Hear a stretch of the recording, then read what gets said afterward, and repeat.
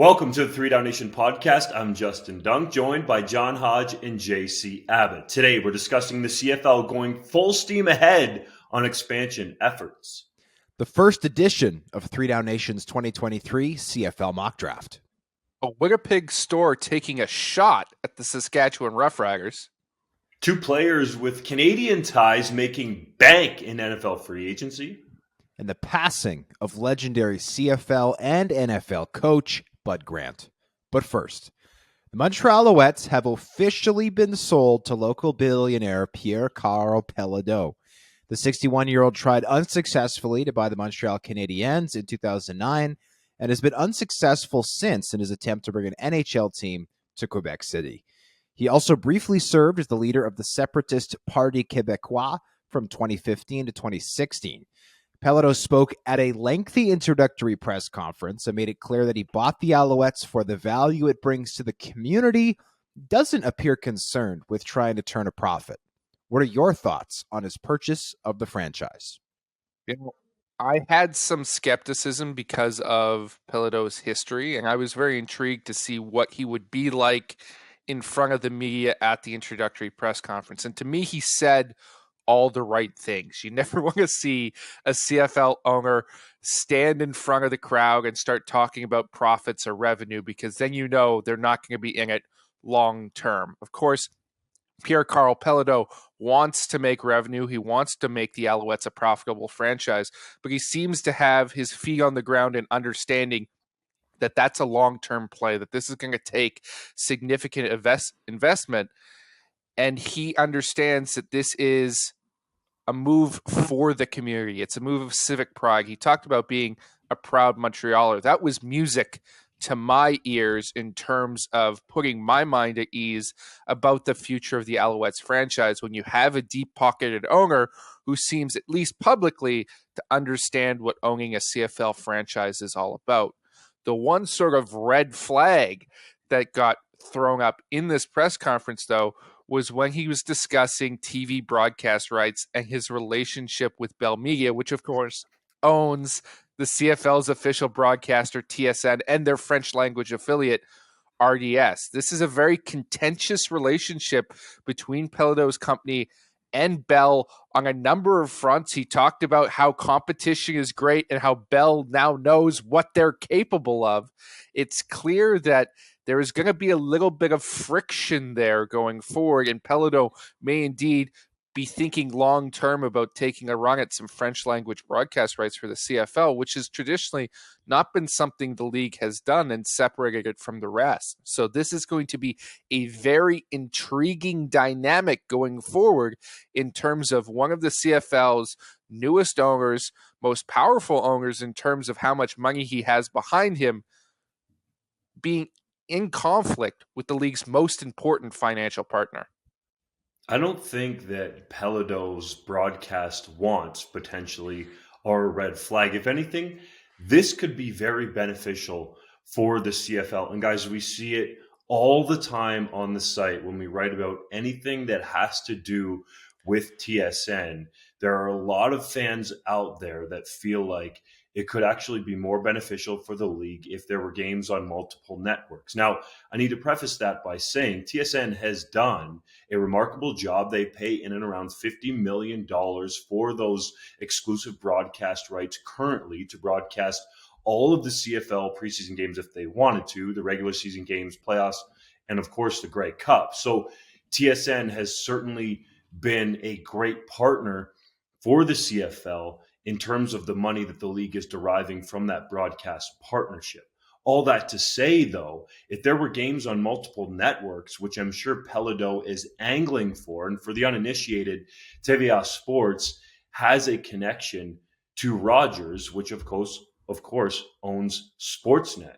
When I was on the Vanier Cup broadcast for Sportsnet, the rights were with TVA Sports, and TVA Sports still has the rights for the Vanier Cup, which has made it tricky for TSN to want to enter that fray and potentially broadcast the Vanier Cup because of that lack of synergy in terms of the parent companies there. So I really think that in actuality, Péladeau talking about competition and pumping out his chest and saying that he was happy about taking business away from Bell could be an overall net positive for the CFL. I love that he was out front about this and didn't hide from those types of questions, whereas time and time again, Randy Ambrosie gets asked questions and he doesn't even answer them. He paints this glorious picture of the greatest sports league in the world that is the CFL. And boys, we do love it, but we know from a revenue standpoint, it is not anywhere close to some of the other major sports leagues in North America, namely one of the ones that they compete with, whether they want to admit it or not, the NFL. So I think Péladeau wanting to change up how the broadcast rights are divvied up could be great. It would create competition in the broadcast realm, and you would also have more people potentially on network television or streaming platforms talking about the CFL, which is what is much needed. And I think that is the other piece that Péladeau himself brings to the equation with the Alouettes. He is well known in Quebec, dare I say, a celebrity there. People follow his every move, and just him owning the team is going to put the Alouettes name out there more than a different group would have. Well, let's talk about this too. We talked a little bit about the Videotron Center, which is the incredible, almost 20,000 seat arena that was built in Quebec City. We touched on the podcast a little bit last week. I did some more reading, boys. We said last week that Pierre Karl Péladeau built this arena. That could not have been less accurate. This stadium was built using 50% funds from the city and 50% funds from the province. And the reason I mention that is because one thing the Alouettes need right now is a proper training facility. One could argue they even need a new stadium. Olympic Stadium is too big and it's run down. And Molson Stadium on McGill University, I've been to a live game there. I thought the location was spectacular, but I know there are complaints about the quality of the amenities that are sorely lacking in certain areas, and it is also difficult to get to for some people. So if the Alouettes need a new building, who better to own the team than someone who in the recent history of that province has leveraged his fame and his money and his influence into a beautiful new stadium? And I know that there's lots of people in this country, generally speaking, who oppose the use of government funds for building sports stadiums that are lavish and incredible. And look, I 100% get that. I'm not here to talk about whether that is a good or a bad thing. What I am saying is Pierre Karl Péladeau has successfully leveraged all of those things in recent memory into a brand new, beautiful arena that is servicing the Quebec City community with the Quebec Ramparts. And obviously the goal, of course, was to get an NHL team there. That has not materialized. But if anybody, right, was going to own this team, you'd say on your wish list, we want local, we want rich, and we want somebody who could potentially get a building. Check, check, check. And obviously, Péladeau, I watched the whole press conference. I only understood about a third of it. I know my elementary school French teachers would have been remarkably disappointed at how little of the French language aspect I understood. But I was very impressed with Péladeau. I know he's media savvy. He used to be married to a high-up ranking media individual, and he's obviously not camera shy. He clearly likes the sound of his own voice, which isn't necessarily a bad thing when you're looking for a gregarious, outspoken person to grab a hold of this ship that has been flailing in the middle of the ocean for a decade now. That is the Montreal Alouettes. Somebody needed to step up, put their hands on the wheel, gain control, and put this ship on the right track. And so far, I'm a big fan of it. And to touch on the media stuff that you guys are talking about, I could not agree more. Péladeau said it himself. Competition will make everybody better. And he did say that they'd taken 50% of the business away from Bell. I know Bell has disputed that, at least in its own claims. I believe they recently said they have a 75% market share in Quebec. But regardless, I don't care about the particular numbers. What I care about is everybody getting better in their coverage and broadcasting of Canadian football, be it the CFL, U Sports, what have you. To me, this is a positive move. On that whole NHL deal, and I want to jump in here real quick just before JC goes, Péladeau was the spearhead to get that arena built, the Videotron Center. So yes, his funds didn't go into it. Hodge correctly pointed that out. But without his influence, that arena isn't there. And from what I was told by some hockey people, is that the reason the Quebec Nordiques, or that there is not a team that is in Quebec City playing in the NHL, more has to do with Gary Bettman focusing on wanting teams in the National Hockey League. Now, those same NHL people have said, well, you look at the Arizona Coyotes, why would Bettman want that mess there? And you have this beautiful empty facility in Quebec City with likely a rabid fan base there being played in by a QMJHL team. So some of that politics, I think, came into play as to why Péladeau has, to this point, been unsuccessful in getting an NHL team in Quebec City. But he was certainly a major factor in getting that stadium built. It's much different, a billionaire trying to get money, especially with the connections that he has in politics there in Quebec, put into a facility for a potential NHL team, that it would be some Joe Schmo, I don't know how to say that in French, but off the street. And on the note of public on the note of public funds being used for sports facilities, Laval University built a brand new sports complex, and their athletic center is immaculate. Obviously, the stadium there for football is great at Peps. They have an indoor facility right beside it, but all of the other sports have great facilities there that play at a collegiate level at Laval University. And from what I was told, a lot of, if not all of that money was public money. So Quebec as a province invests in sport. They invest in football, particularly for our focuses, and that's shown by the quality of CEGEP football out there, and then the university teams that are there, namely Laval and the University of Montreal, and also the amount of talent that has gone from Quebec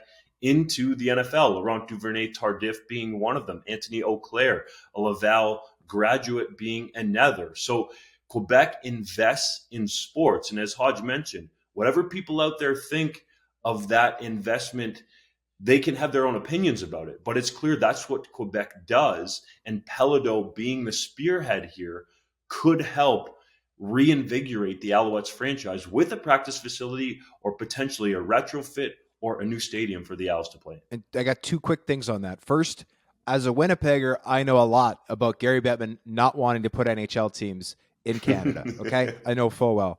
But secondly, I'll say this. I saw some speculation online criticizing this move, saying, oh, well, Pierre Karl Péladeau is just buying the Alouettes to show the NHL that he can own a team.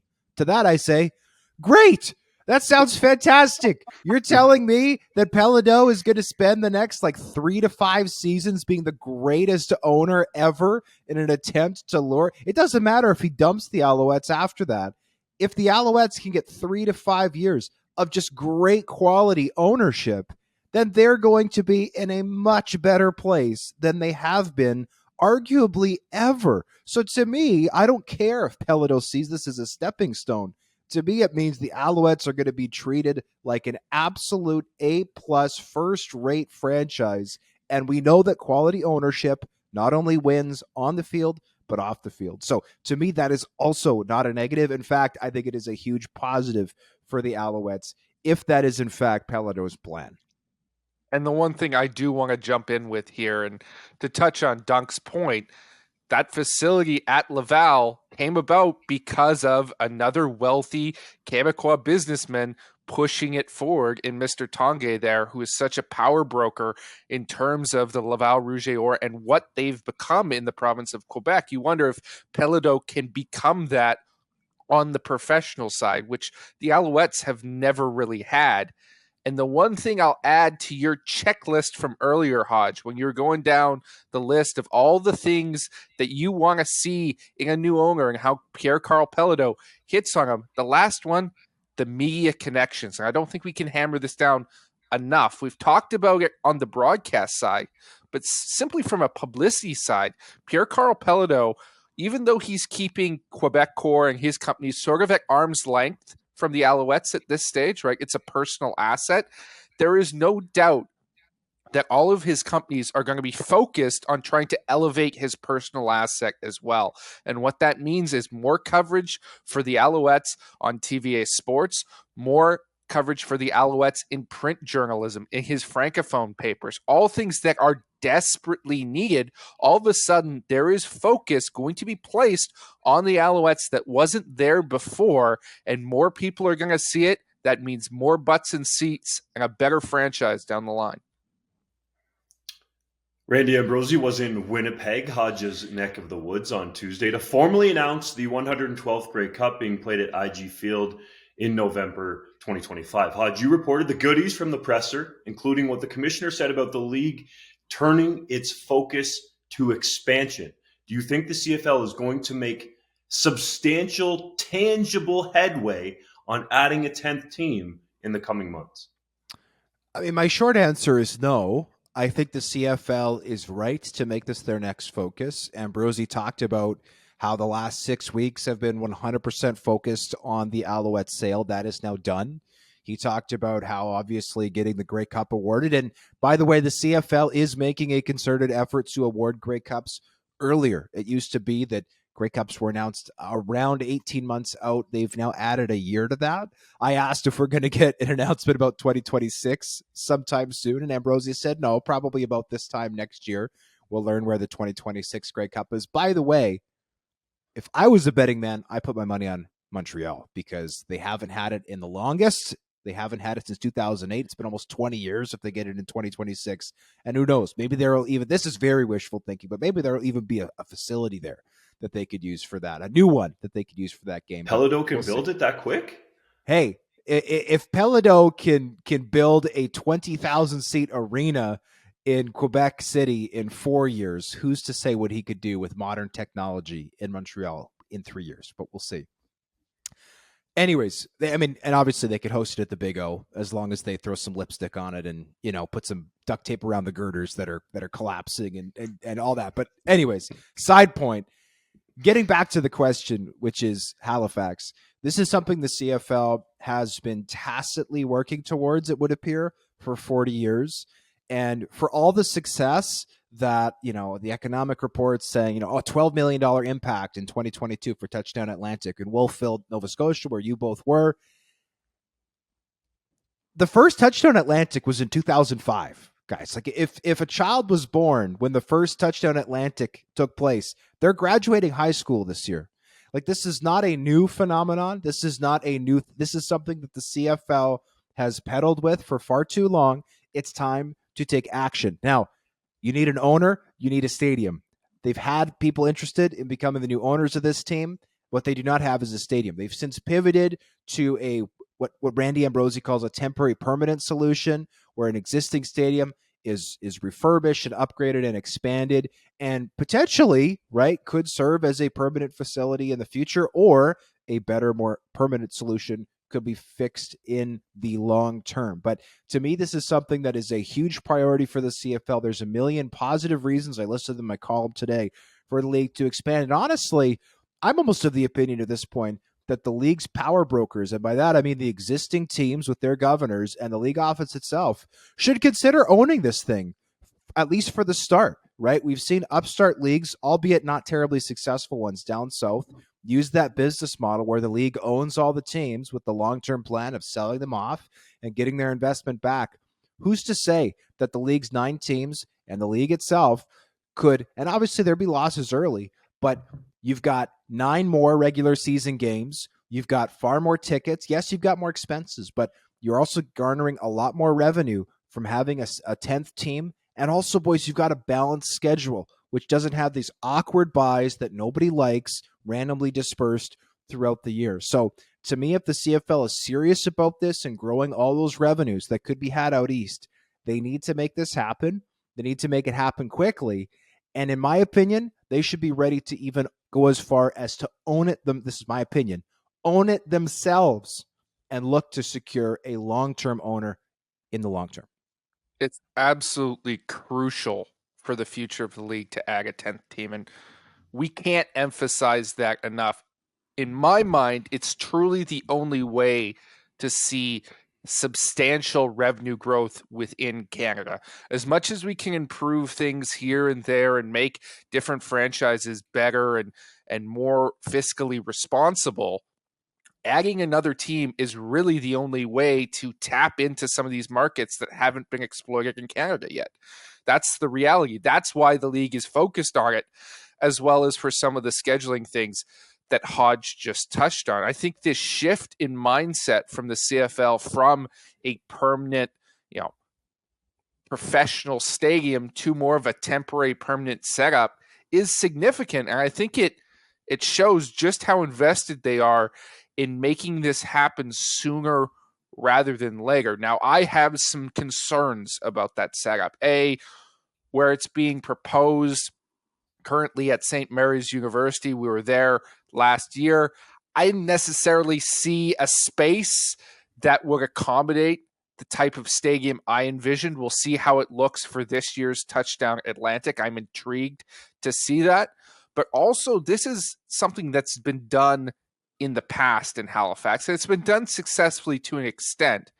But the Halifax Wanderers, the Canadian Premier League team, their soccer team there in Halifax, has been wildly successful, especially when compared to other soccer clubs in Canada, particularly at that CPL level, right? They get 15,000 fans out to a level of soccer that is not very high by international standards. It's very well supported, which makes you think positively about what a CFL team could do in that city. But they operate out of one of those temporary permanent facilities in the Wanderer grounds. They've been pushing to get a better facility built there for this team because of the success they've shown. And they've gotten this about the same response that the CFL has gotten in terms of a local government that's unwilling to put in the money to do it. So my fear from the CFL perspective is you go in with this idea of a temporary permanent facility, you build something that can hold you for a little while, but that isn't necessarily up to the standards you want to have long term. You're invested in the market. You may even have success.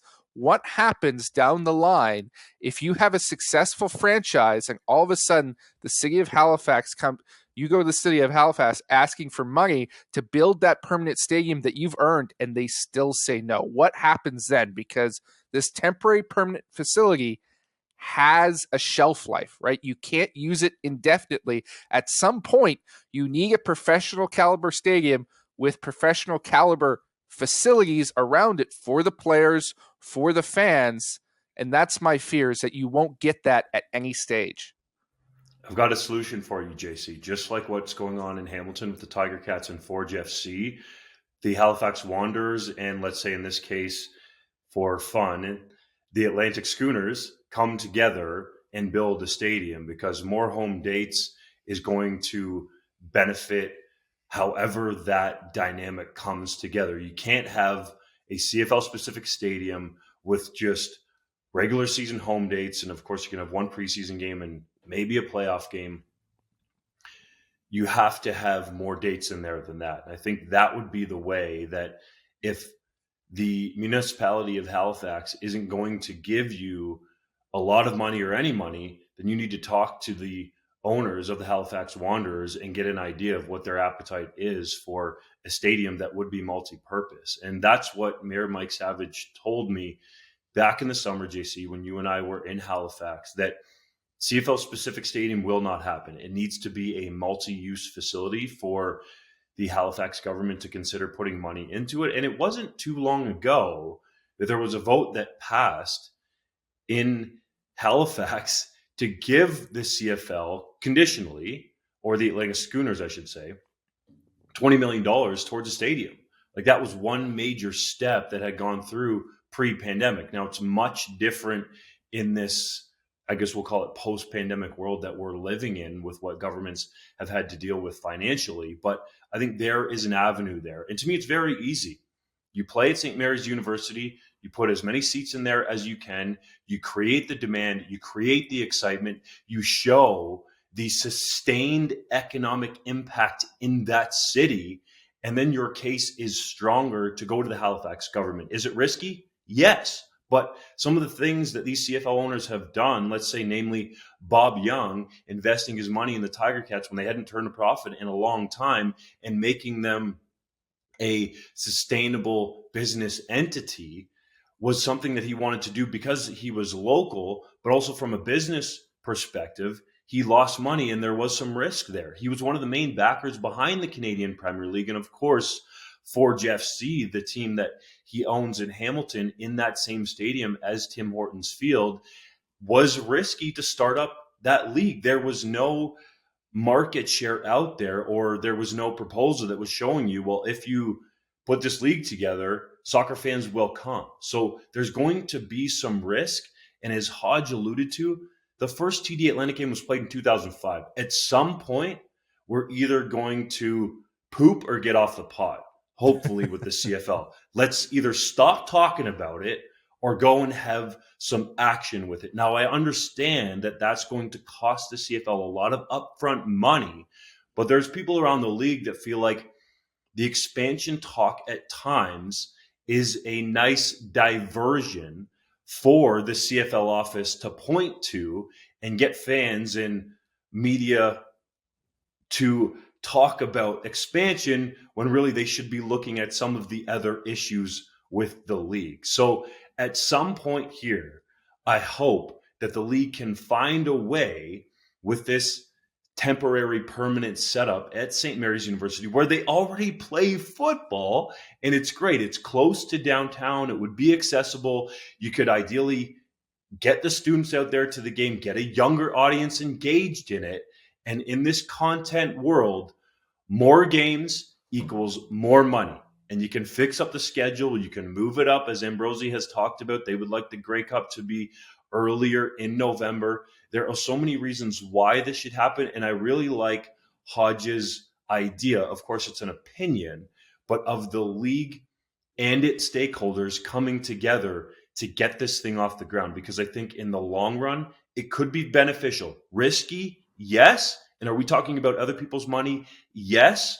But either do it or stop talking about it. The Atlantic Schooner is brought to you by Genius Sports, right, boys? Hey. Heck, make Genius a small share minority owner. But I'll say this, right? There's speculation that even in a really bad year, a CFL team loses $10 million. So if you have 10 partners, 9 teams plus the league itself, and you want to float this thing for 3 years, you're just asking each team for $3 million. That's pocket change for the community teams. And it's honestly pocket change for a lot of the private teams. Legendary CFL and NFL head coach Bud Grant passed away this past week at the age of 95. The native of Superior, Wisconsin, won an NBA title with the Minneapolis Lakers and was then a first-round pick in the 1950 NFL Draft. He played 2 seasons with the Philadelphia Eagles on both sides of the ball before heading north to play for the Winnipeg Blue Bombers.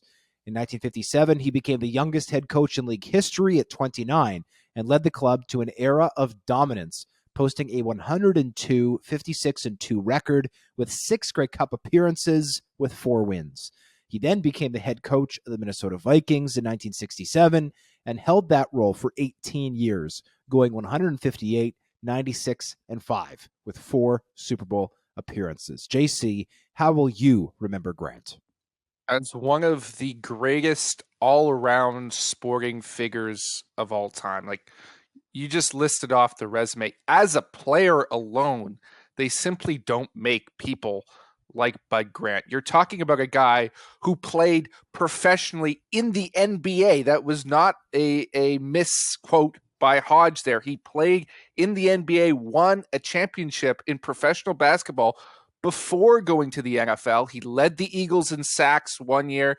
He was second in the NFL in receiving the next. Then he comes up to Canada, where he's a 3-time All-Star as a receiver, right? This guy was elite as a player. And then to be able to take over a professional club at 29 years of age, just take a minute and think about that.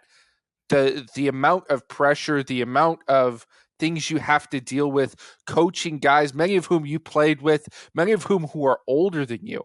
I mean, I am 25 going on 26 right now, boys, and I'm taking over as head coach of a high school team. And I can tell you the challenges involved in that at this young of an age. Now imagine being just 3 years older and taking over a professional club. That is mind-boggling to me, and he did it. And within his second season, he was going and winning a Grey Cup, winning back-to-back Grey Cups, in fact.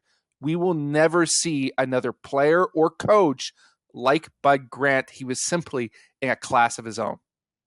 An absolute legend. And according to my research, which isn't much, he's got to be the only person ever to win an NBA title and a Grey Cup. Like, that is unbelievable to even think that that's possible, regardless of when he accomplished it. He is a total throwback, going back to the era of football where guys, in large part, played both ways, and in this case, played multiple sports. Dare I say he was of the like of Bo Jackson or Deion Sanders before those modern day stars were able to play multiple pro sports. He is an unbelievable story, and it is so great to have Bud Grant tied to the history of the CFL. It was a devastating day when he passed, and I'm saying that as someone who did not know Bud Grant personally. Obviously, his tenure in Winnipeg was well before my time. It was before my parents' time, before at least they could remember what was going on with the team. But for whatever reason, Bud Grant, at that cagey age of 95, with his hunting background and the toughness, I'll never forget. It was probably about 5 years ago. The Vikings had their last outdoor playoff game, and Bud Grant was invited out to do the coin toss. It was like minus 15 degrees, and he walked out to midfield sleeveless, like in a golf shirt.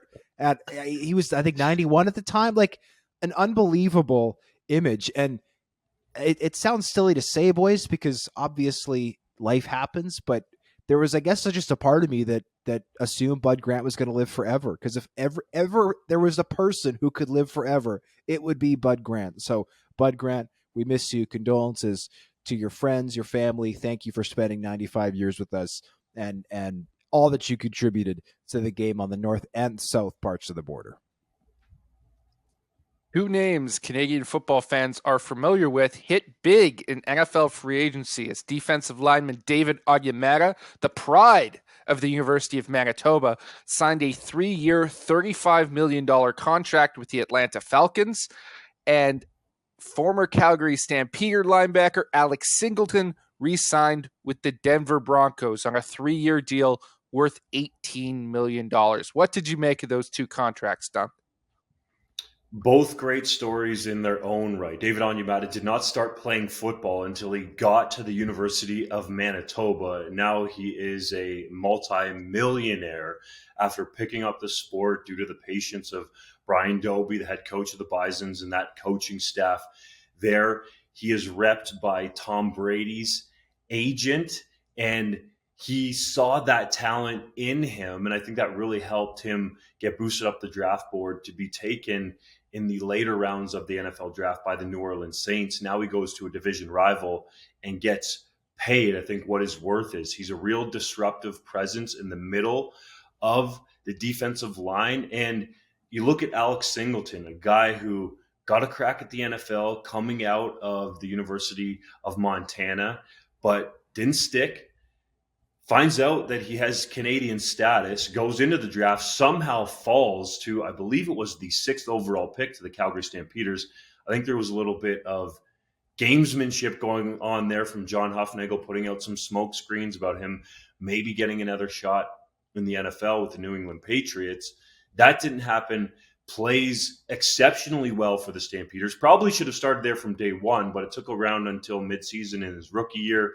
Wins multiple awards, including the league's most outstanding defensive player award, goes to Philadelphia and is an absolute tackling machine, but doesn't get rewarded with a contract that I felt like was requisite with what he had done. Then he takes what I felt like was a discounted deal to go to Denver, proves himself to John Elway and the Broncos, and gets a legitimate deal from the Broncos that I believe pays him what he's worth and then some. Singleton gets $9 million guaranteed.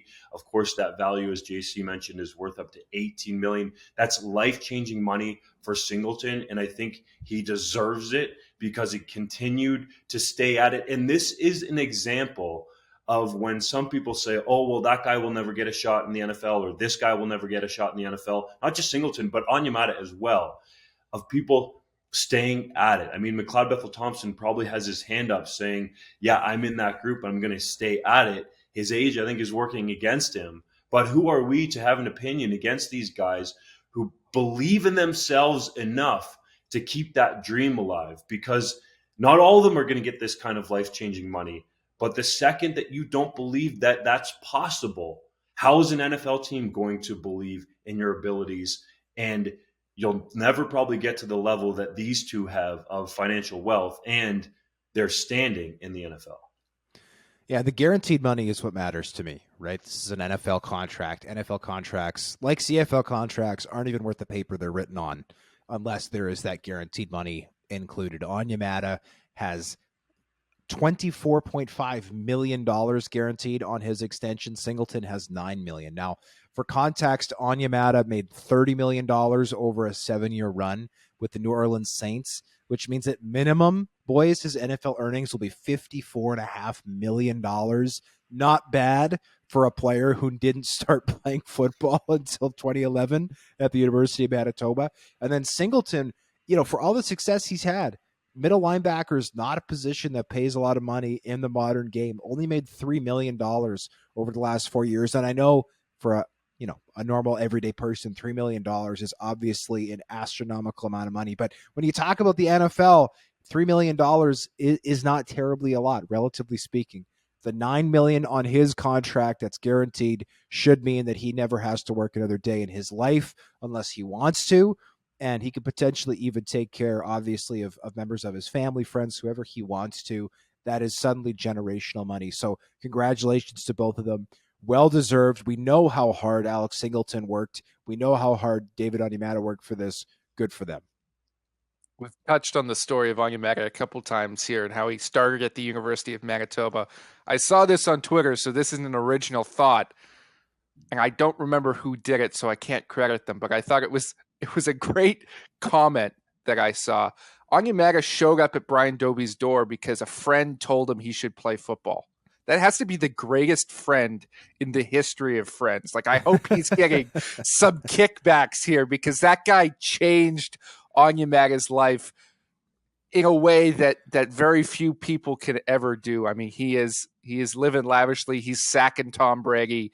He is making us all very proud, the ones of us who watched him in the Canada West. And for Singleton, I hope this deal is an indication that he's finally going to get the respect he deserves in the NFL. Even with that contract where he signed with Denver last year, he didn't start out as a starter, right? They didn't really want him on the field, and then he seized that job after a couple of weeks and again put up another 100-tackle season as he has throughout his NFL career. He deserves it. He's one of the more underrated players in the NFL, and finally to see him get significant guaranteed money is very heartening. You probably read that fact on 3 Down Nation, JC, and just realized it now.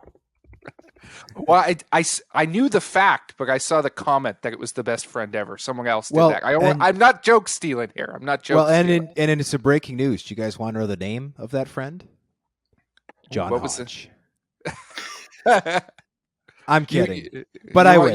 You want the kickbacks, right? I want that. At the very least, I feel like if I was the friend, I'd be entitled to a flight out to Atlanta for a game with the VIP treatment. So I'll put that out there in the universe. But no, just to be clear, I am joking. I'm not that friend. I wish I was. Carter Chow, for the record, was Onyemata's agent and still is, and he's part of the sports agency with Don Yee that represents Tom Brady. And I think that's what really helped put Onyemata on the map. And I say that because we're going through a situation that a lot of people are looking at in the NFL right now, Lamar Jackson without an agent.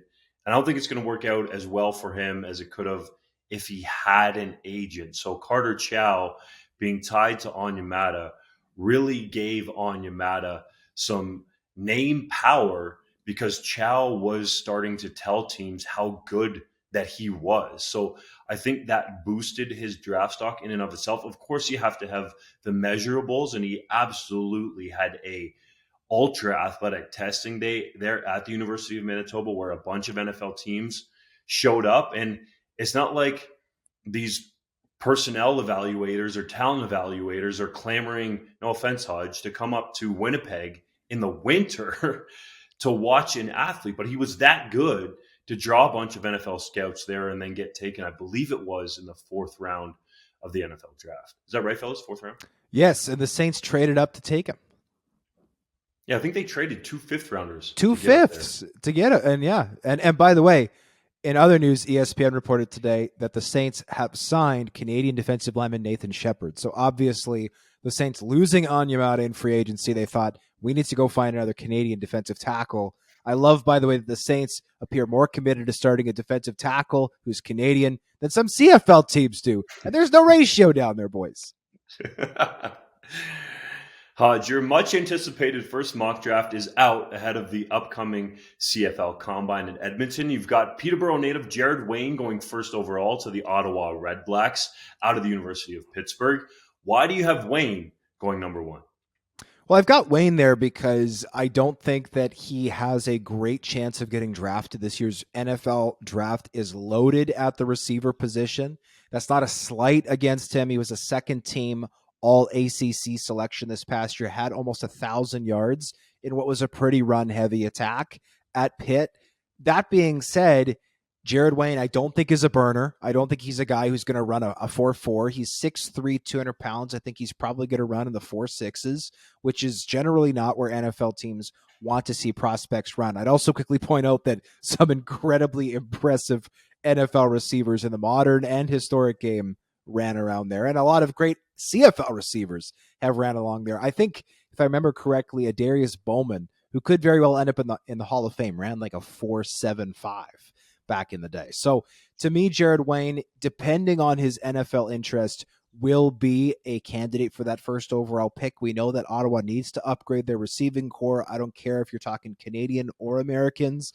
I think they need to get more explosive in that offense to support Jeremiah Masoli. So to me, that is my projected pick at the moment. But obviously, boys, this can all change. Jared Wayne is going to be participating in Pitt's Pro Day on March 29th. And if he proves me wrong and goes out and runs like a 4.38, then I think the chances of him going first overall in the CFL draft plummet to basically 0. That being said, I will say, give myself a little bit of credit.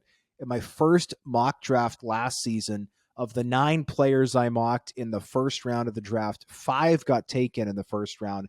3 others fell to the top half of the second round of the draft. So things change at the Combine. They change with NFL Pro Days. They change with all kinds of stuff. But last year, I got 5 out of the 9 right, at least in the first round, and I'm hoping to improve upon that this year.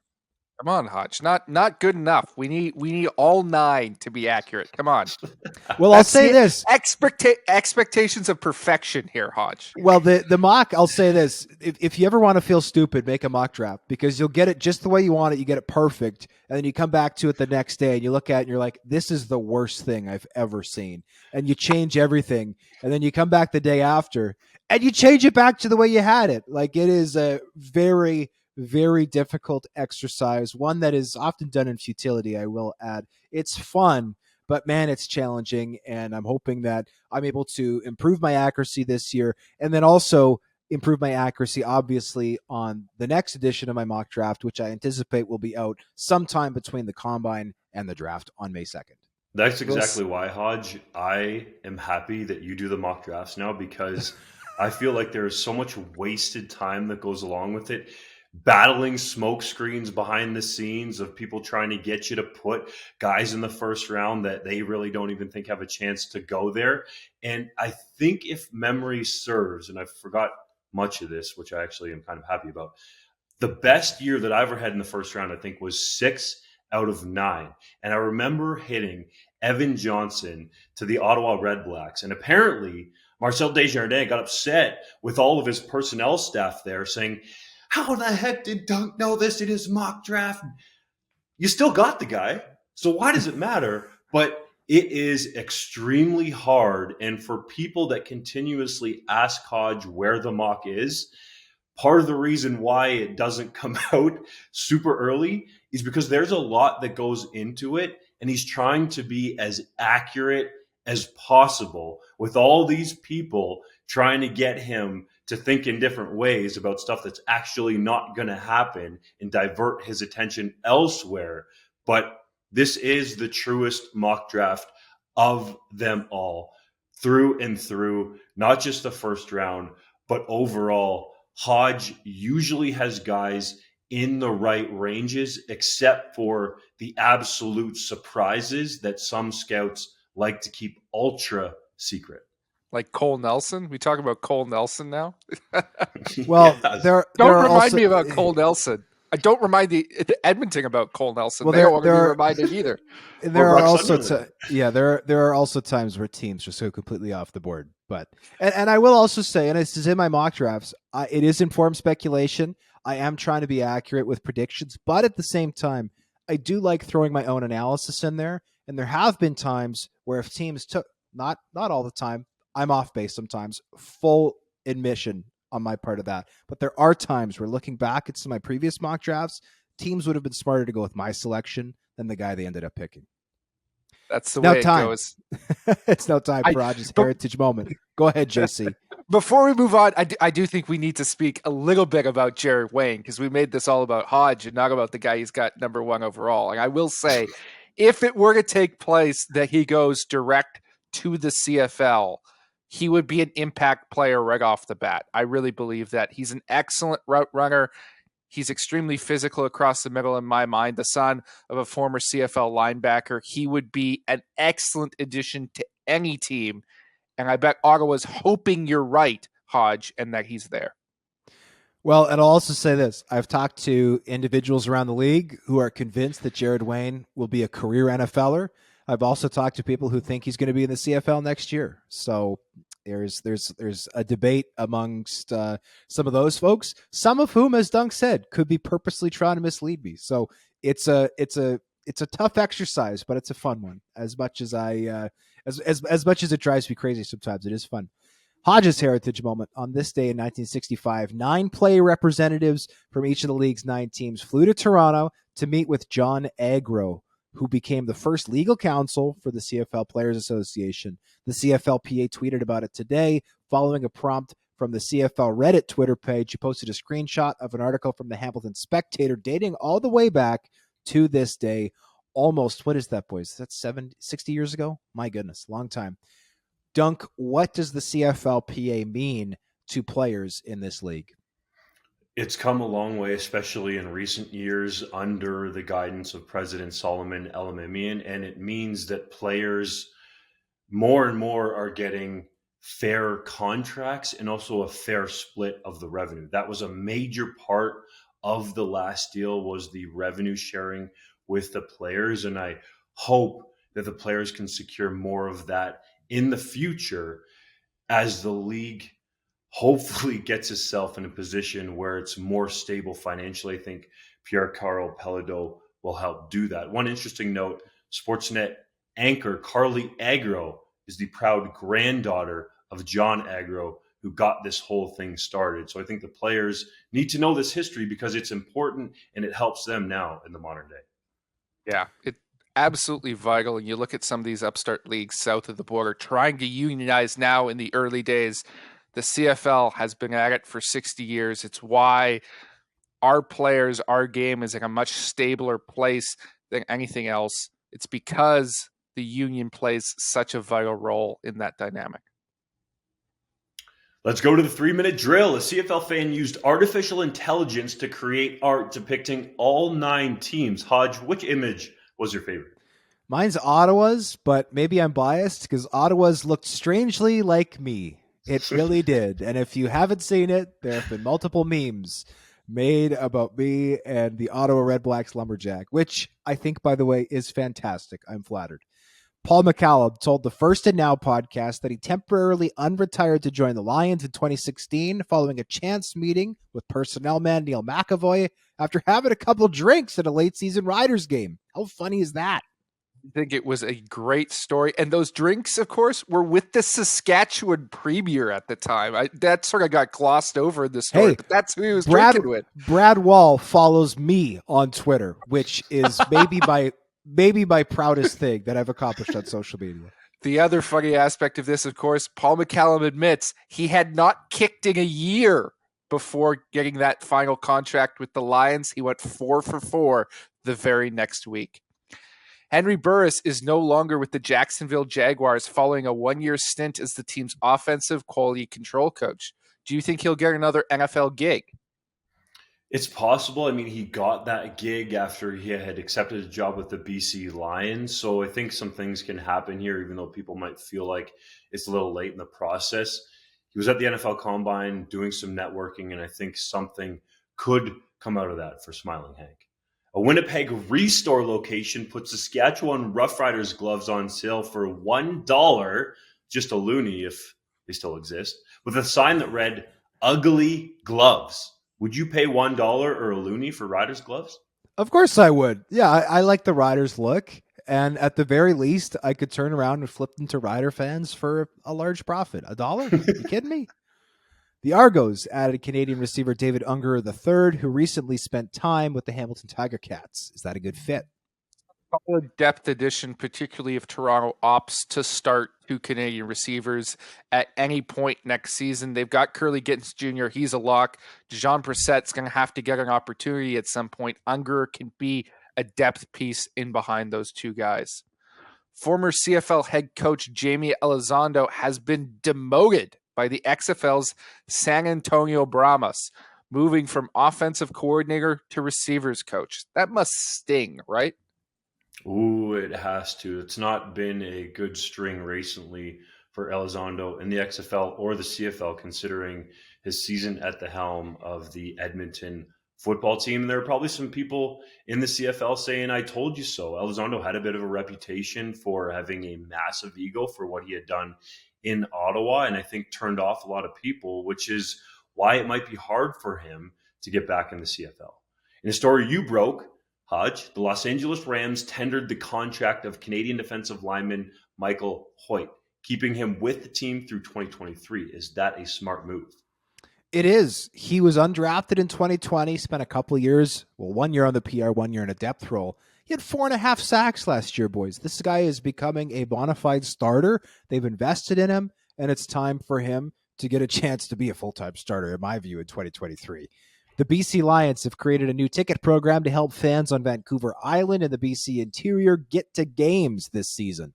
Can that help fill BC Place? It absolutely can. We saw it work during their playoff game last year. They bust people in from all over. It was a fantastic atmosphere. This is going to make it so that can be the case week after week. I love this move by the Lions and owner Amar Doman. Edmonton Oilers assistant GM Bill Scott, the son of longtime sports agent Gil Scott, used to be a water boy for the Toronto Argonauts. Did you know that, Dunk? I did, and it's a really cool CFL connection that ties in so many things at some points. And JC, you did a great article around the Super Bowl that had Canadian connections to the Super Bowl. I feel like you can look at a lot of things with CFL ties in. This is just one of them. Of course, the Oilers are hoping to win a Grey Cup with Connor McDavid, but until he gets that title, I don't think we can put him in the realm of an athlete like a Doug Flutie in the CFL. Former CFL QB Dakota Prukop officially signed with the New Jersey Generals of the USFL after choosing not to sign back with Winnipeg following the 2022 season. Is that an ideal situation for him? Well, I've tentatively booked an interview with Prukop about his decision to sign in the USFL, so I'm hoping to get the word right from the horse's mouth. But to me, this is about trying to get a starting opportunity. He was the third stringer, short yardage QB in Winnipeg this past year. I think at the age of 29, he's looking to be a starter somewhere. So if he's able to do that in the USFL, good for him. His head coach, by the way, will be Mike Riley, not to be confused with the former quarterback out in Edmonton and BC, but Mike Riley, the head coach who won 2 Grey Cups with Winnipeg in 1988 and 1990. Last one, legendary Montreal Alouettes defensive lineman Glenn Weir has passed away at the age of 71. The native of London, Ontario, played 13 seasons with the Alouettes and Concords, was named a 5-time All-Star, and was inducted into the Canadian Football Hall of Fame in 2009. 3 Down Nation extends its sincerest condolences to the family members and friends of Weir during this difficult time. We thank you as always for listening to the 3 Down Nation podcast. Next week, the three of us are going to be at the Combine in Edmonton. Our podcast schedule is TBD, but do expect to show at some point while we are in Edmonton, checking out all the latest with the prospects ahead of the 2023 CFL Draft.